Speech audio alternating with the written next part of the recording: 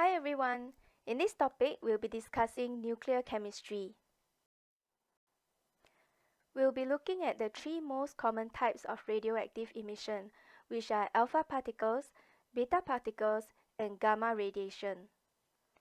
We will also look at the concept of half-life and use it in radioactivity calculations. Finally, we'll look at some applications of nuclear chemistry. Every atom is made up of a nucleus, which contains protons and neutrons, and electrons, which are located in orbitals surrounding the nucleus. So far, we have been looking at chemical reactions which involve electrons. Chemicals react by transferring or sharing electrons. But in nuclear chemistry, we are interested in reactions involving the nucleus of the atom. Some atoms have unstable nuclei, which break down and produce radioactive emissions.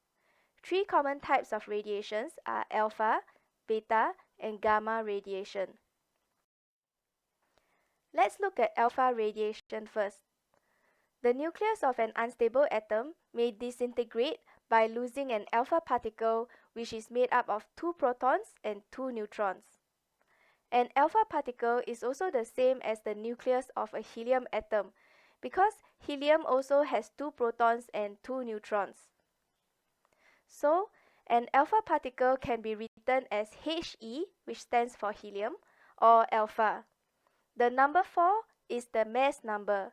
Since an alpha particle has 2 protons and 2 neutrons, the mass number is 2 plus 2, which is 4. The number 2 is the atomic number. Since there are 2 protons, the atomic number is 2.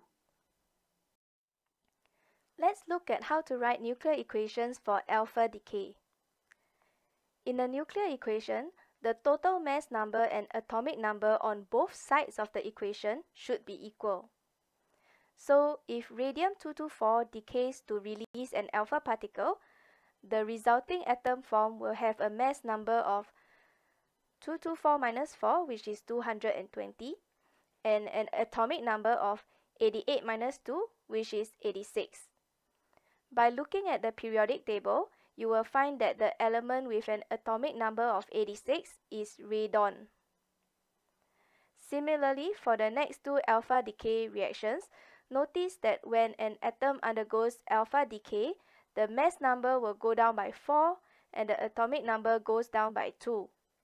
To find out what element is formed, you will need to refer to the periodic table to look for the element that corresponds to the atomic number. Next, let's look at beta radiation. In the nucleus of an unstable atom, a neutron can break down into a proton and emit a beta particle, which is actually an electron that is ejected from the nucleus at high speed. So, a beta particle can be written as E for electron or beta. The mass of an electron is very small compared to protons and neutrons, so the mass number is 0. Since a beta particle is negatively charged, its atomic number is -1. When an atom undergoes beta decay, its mass number remains unchanged, but atomic number goes up by 1. For example, when carbon-14 emits a beta particle, the resulting atom form would have a mass number of 14 minus 0, which is still 14, and an atomic number of 6 minus -1, which is 7. Referring to the periodic table, the element with an atomic number of 7 is nitrogen.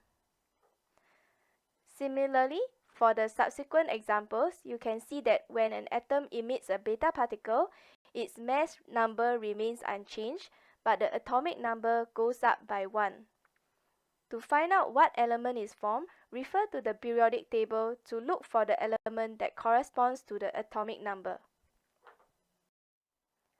Gamma radiation is a type of electromagnetic radiation which has a very high energy and short wavelength. Gamma rays are emitted when a nucleus with high energy falls to a lower energy state. Being a type of electromagnetic wave, gamma rays have no mass and charge. Therefore, there is no change in atomic number and mass number of the atom. Each type of radiation has a different ability to penetrate materials. Alpha radiation is absorbed by a thin sheet of paper or a few centimeters of air. Beta radiation is absorbed by a few millimeters of aluminium or acrylic. Gamma radiation is the most penetrating and requires several centimeters of lead or about 1 meter of concrete to absorb it. Try out this exercise in writing balanced nuclear equations. Press pause on this video to try the questions yourself, then press play to review your answers. For part A, start with strontium-90 on the left. The atom undergoes beta decay, so write a beta particle on the right. You can write it as beta or E. Mass number is 0 and atomic number is -1. The atom form has a mass of 90 and an atomic number of 39. Referring to the periodic table, the element with atomic number 39 is yttrium. For part B, start with thorium-232 on the left. Referring to the periodic table, the atomic number of thorium is 90. The atom undergoes alpha decay, so write an alpha particle on the right. You can write it as alpha or He. Mass number is 4, atomic number is 2.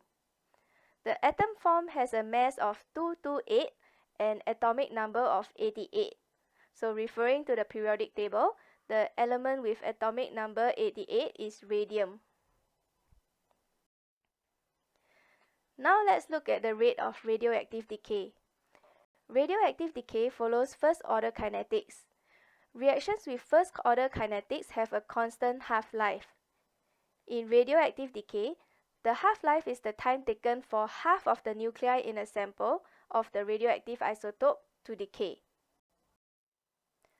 To understand half-life, take a look at this graph which shows the amount of radioactive isotope over time. Initially, the amount of radioactive isotope present is 100%. After one half-life, the amount of radioactive isotope decreases by half, which is 50%. After two half-lives, the amount of radioactive isotope present is half of 50%, which is 25%. After three half-lives, the amount of radioactive isotope is half of 25%, which is 12.5%, and so on. Since radioactive decay follows first-order kinetics, the rate of decay is lambda n, where lambda is the decay constant of the particular radioisotope and n is the amount of radioisotope present. Lambda is related to half-life using this equation. T half, which is half-life, equals to ln 2 over lambda. The equations relating amount of radioisotope to time are shown here. Both equations on the right and on the left are actually the same, just arranged differently. Nt is the amount of radioisotope present at time t. N0 is the starting amount of radioisotope. Lambda is the decay constant, and T is the time taken. You will need to remember the equations in the red boxes. Try out exercise 2. Press pause to try the question yourself, then press play to review your answers. This question tells you that the half-life is 2.75 minutes. So, first, calculate the decay constant using the equation half-life equals to ln 2 divided by lambda. Sub the values in, you should get a decay constant of 0.252 per minute. Next, use the equation ln nt over n0 equals to negative lambda t. You can also use the other form of the equation, which is nt equals to n0 e to the power of negative lambda t. The starting amount, n0, is 60 curie. Time, t, is 10 minutes. The amount remaining, nt, is the unknown which you need to find. So sub the values in and you should get the answer 4.8 curie. Try out exercise 3. Press pause to try the question yourself, then press play to review your answer. In this question, the half-life and time taken are given in different units. You will need to standardize the units to either hours or years. Either unit is fine. Let's say we standardize the units to hours. Lambda equals to ln 2 over half-life. To convert years to hours, you need to multiply by 365 days per year and 24 hours per day. So if you use hours as the unit for time, you should get a decay constant of 7.834 times 10 to the power of negative 5 per hour. Next, use the equation ln nt divided by n0 equals to negative lambda t. You can also use the other form of the equation, which is nt equals n0 e to the power of negative lambda t. The starting amount n0 is 2 mg. Time is 3.75 times 10 to the power of 3 hours. Sub in the values and the amount of sample remaining is 1.49 mg. Try out exercise 4. Press pause to try the question yourself, then press play to review your answer. This time, you are asked to determine the half-life. So first, you need to calculate the decay constant using the equation ln nt over n0 equals to negative lambda t. The starting amount n0 is 150 curie and the remaining amount is 30 curie. Time taken is 2 days. Sub the values into the equation and you should get a decay constant of 0.805 per day. Now you can calculate the half-life using the equation t half equals to ln 2 over lambda. The half-life is 0.86 days. Finally, let's look at a few applications of nuclear chemistry. In the field of medicine, radiation is used in diagnostic imaging. For example, X-rays and CT scans use X-rays to visualize structures in the body. In PET and SPECT scanning, radioactive material is injected into the body and the gamma rays produced will be detected.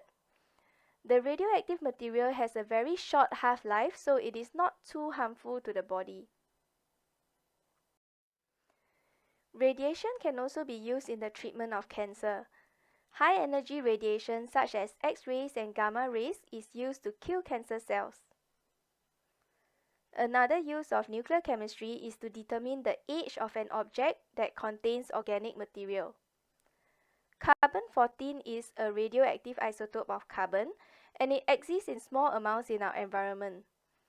Plants take in carbon-14 from carbon dioxide when they photosynthesize. Animals take in carbon-14 by eating the plants.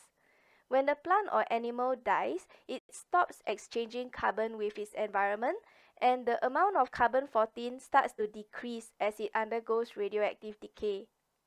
So by measuring the amount of carbon-14 present in a sample, researchers can calculate when the animal or plant died. After learning this topic, you should be able to understand the 3 most common types of radiation, which are alpha, beta, and gamma radiation. You should also be able to write the balance equations for the nuclear reactions.